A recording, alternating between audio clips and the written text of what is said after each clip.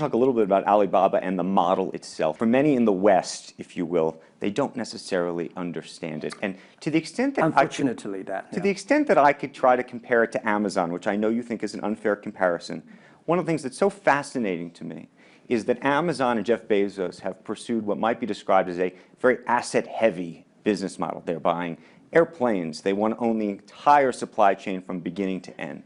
And Alibaba has effectively an asset-light business. It is very much, in terms of the retail piece of this, the opposite. You don't want to own the warehouses. You don't want to own the logistics companies. How do you think about that? Is Jeff Bezos right, or are you right? And is there going to be a meeting in the middle? I hope both are right. And because the world can never have one model. If the world has only one correct model, the world is too boring. Right? We need to have all kinds of models. And the people who do the model should believe in the model. And I believe what I do. Right? The difference between Amazon and us. Amazon is more like an empire.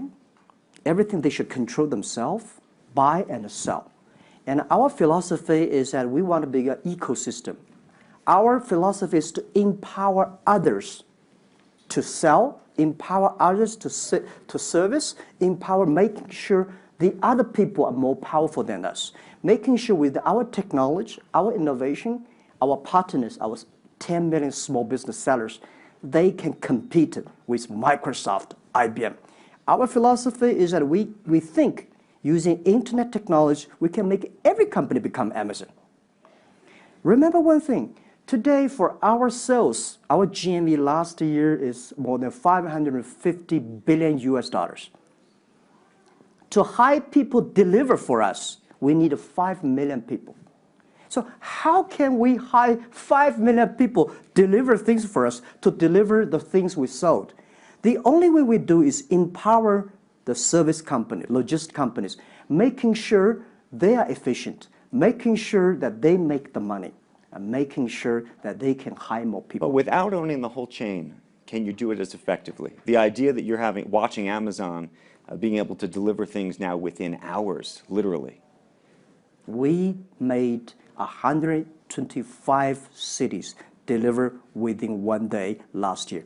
Imagine, 10 years ago, deliver one thing from Beijing to Hangzhou takes about 8 days. Now you can deliver things from Beijing to Inner Mongolia, some city, within 12 hours. It's improving. You can never expect these things happen within 24 hours. We have patience. So I think, can you imagine that within the 11/11 Singles Day, we sold $17 billion. And by delivering more than 600 million packages within 3 days.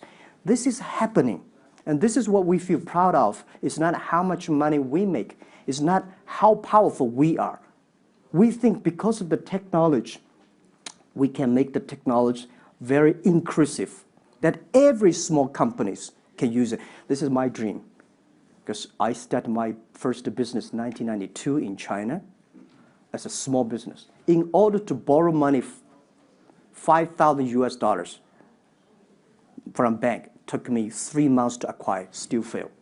So difficult to be a small business. Today, with the technology, we can empower them. This is something I want to do.